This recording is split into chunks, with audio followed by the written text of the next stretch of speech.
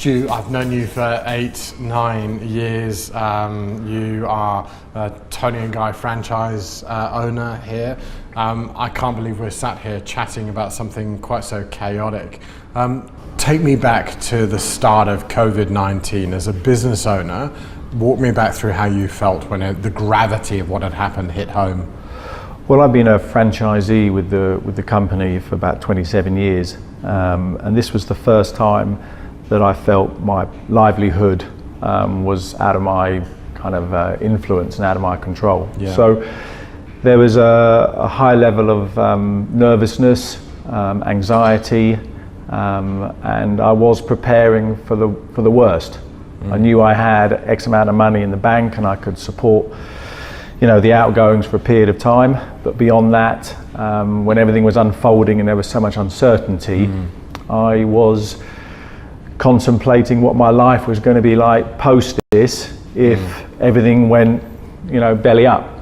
You've had no precedence for this situation we're in. One of the most overused words at the moment is we're in unprecedented times. How did you try and frame up even beginning to deal with this, again as a business owner, but also as somebody that's an employer and you're looking after people? What did that look like for you? It was interesting because the financial component of the situation we were in was not my focus at all. My main focus was the people, the team, our family really. And it was bizarre because I created this image in my head a bit like the sinking ferry in Italy. I was completely committed to being the last man standing. Yep. And being there to the end and doing the best that I could by my team really. And so that was my main focus, was just to make the decisions based on what I was right for the safety of the people I employ, the safety of our clients, and what was right for the aspect of us being very much part of this kind of localized community and making our contribution to stemming the the progression of the virus. Talk me a bit through the community, the response and how you dealt with that, because as a high street business, you're on the very front of Brighton's high street here. How did you balance making a decision of what to do with also the messages that are coming up from higher up from Tony and Guy, the CEO, the owner? Yeah. Well, we had been in daily video conferencing as a group for probably a week before we made the decision to close. So it was great. The CEO was really steering us in a direction, but also very much being considerate to the general perspective of all of us as a group. Yeah. So I felt that I was quite involved in the overall decision, and as the uncertainty grew, the anxiety amongst the team grew, it got to the point where we felt we really needed to close and protect everyone involved. One of the things that, as a hair salon, as Tony and Guy, you've been actually able to stay open the entire time through the COVID-19 situation, but you actually made a decision to shut your doors. What was the reason for that, and how have you felt as you've gone along? Yeah, that was interesting to be in the position where the government was saying we could remain open, but we felt as a global brand that we had to be on the front foot and make decisions that weren't focused around trying to retain some level of revenue. Yeah. Because as far as I was concerned, there was no other reason to stay open unless it was about trying to get money in the till. Yeah. And that wasn't the priority. The priority was safety for the community, safety for everyone that works for me. We felt we needed to make a stand and stand up for the safety of the people in the community rather than be seen to prioritizing trying to make money. Tell me what's the biggest takeaway that you've had from this situation that we've been in, and what's the thing that's probably taken you a bit by surprise? I think it's the recognition of the part that we play in people's lives. We are offering the opportunity for a majority of people coming in. We are the first environment they've come back to since we know things are somewhat under control here. Yep. And we're finding that the gratitude of people, yes, how they look, but more from the point of view that they're physically able to interact with other human beings, is made a huge part of their kind of feeling happy and investing into their mental health. It's really reinforced to me the privilege of being a hairdresser and able to make people feel great about themselves. Thanks very much, Stu, for your insights there and for having a really frank chat. I'd like to bring in, I'm delighted to be able to bring in Dennis Langford now, the Chief Executive of Toni & Guy Australia. Dennis, welcome to the CR live show here on Thursday afternoon. Thank you, Chris. Thank you. It's good to be here. Stu is an amazing guy. I mean, you've known, in fact, you were telling me the other day that Stu was one of your graduates that you brought through when you were over in the UK. Apprentice with us in Sloane Square in London when we started with the brand there. I was a senior hairdresser there, and Stuart came through the ranks, and we built up a great relationship, him and I. Got into a fair bit of trouble and so forth, and then we went our separate ways, and then we've rejoined again here in Australia. So it's been a tremendous journey with Stuart.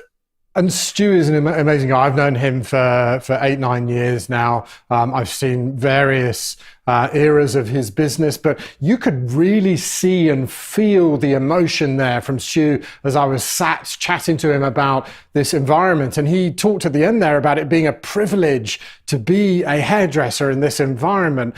What's the response you've had from other salons across the Toni & Guy network in Australia? What's the thing that you've seen emotionally coming out of everyone? It's interesting because some people decided to close when the hairdressing industry did not need to close. It wasn't mandatory for us to close. And probably one of the only countries in the world that's like that. We had anticipated that in Australia that all businesses would close down, including all hairdressers. That never happened. We followed the suit from the UK. So 3 days before the UK had a mandatory shutdown, and the UK Toni & Guy let us know about that. 3 days later, we made the decision to do the same thing. One of those things that came through, which is quite interesting, was the public at large. We had a lot of people contacting us through social media to really bag us out for being open as a brand. Yeah, they don't focus on the smaller salons, they focus on us because we're a big brand. But we had a fair bit of hate mail coming through that we were still open. How could we do this sort of thing? No way. Now, the UK had a bit of the same stuff. We got a fair bit of that flack. So we wanted to be able to make that transition ourselves voluntarily before anybody else had. And for the same reasons that Stuart articulated there, was for the safety, because at that point, nobody knew about coronavirus and where it was headed.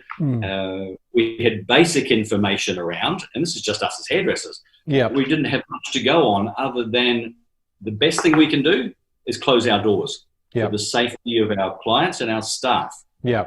And the way that it was being transmitted, the virus and so forth there, we had a bit of indication, but not really. At the end of the day, the best thing we could do was to close our doors and stop our places being a place where people could congregate. And that's why we did it. This is a common thing you talked there about, almost this hate mail type onslaught that you got from certain members of the public. And I've heard this actually in a few other small businesses, particularly here in Australia, getting exactly the same thing. Legally, they were allowed to stay open, but they were still getting quite a bit of pressure from people that thought they shouldn't be open. Now that you have officially reopened as Toni & Guy across Australia, how have things gone in the last, because I think you've been open for pretty much just a week and a half or so now. How have things gone in the last week and a half?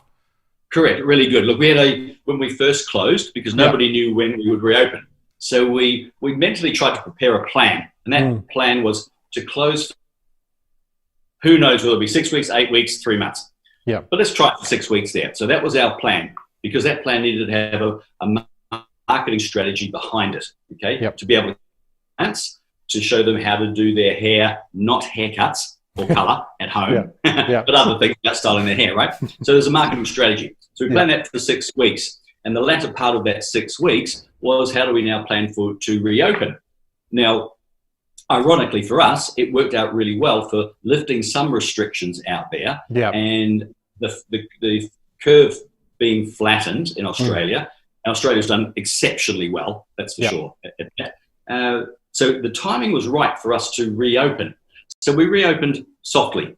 What I mean by that is that we reopened for access for our clients, not new clients, our existing clients, to be able to come into us. And when those clients came into us, we didn't advertise that we were open. We just contacted personally, called every client and said, we're going to be opening. Would you like to come back in and see us there? We do have some very stringent hygiene regulations in place. So please, if you can adhere to those, that's good. But if you can't do that, maybe let's leave it for another few months before you come in.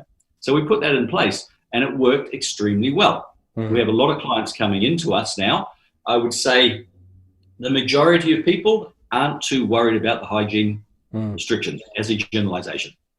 We have some people that thank us for it. Thank you so much for doing those sorts of things.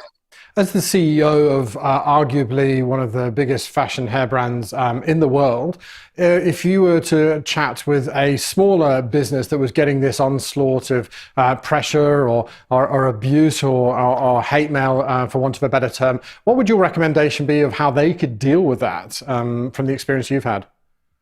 To promote the fact that they were going above and beyond the hygiene regulations. And for that, you need to really study and understand how the virus gets transmitted. No, we're not doctors at all, but with the basic knowledge that we've got, we know how to curb the spread of that by doing certain things. And the point being, you've got to promote that more and more for those sort of salons out there. The network of Toni and Guy, we're a very strong family, and the virus, it's brought some good things for us. It's brought our community of Toni and Guy in that fraternity is so much stronger. To jump on a Zoom meeting, which I knew they existed, but I never used one before. But to have 23 of our owners up there and we're talking face to face about stuff there and making decisions, because the brand of Toni and Guy, it's very family. We like to know the opinions of our owners as to what they want to do. So, like Stuart reiterated, that when we make the decision to close, if 20 of our 23 salons said, no, we want to stay open, we'd probably stay open, because there's no point forcing people to do something. So I would have had a different strategy with that and had different hygiene regulations put in place. But everybody in the group wanted to be able to close. And that's what we did. One thing that's going to come out of this is we're certainly here on CR Live over the next few months, we're going to have a competition to find who's got the coolest studio. You're certainly ranking there at the very top of this list. What have you got going on in there? That's an amazing room there, Dennis. Okay, well, this is my office, right? So on the wall it says, you're designed for accomplishment, engineered to success, and endowed with the seeds of greatness. So when people come into my office, they see all of this. They see the world of Toni and Guy. There's another little quote on the wall over there. But they see all of these sorts of things. So when we have a chat about stuff, and I like steampunk, so over there you can see my steampunk laptop presenter. But the whole point, I guess, is it's an interesting environment. I want people to come in here and have a chat with me about whatever it might be, but to also be inspired. And that's why I have this stuff around me. Dennis, CEO of Toni and Guy Australia, the guy with the least hair I've ever seen in Toni and Guy. Thank you so much for your time here this afternoon on CR Live.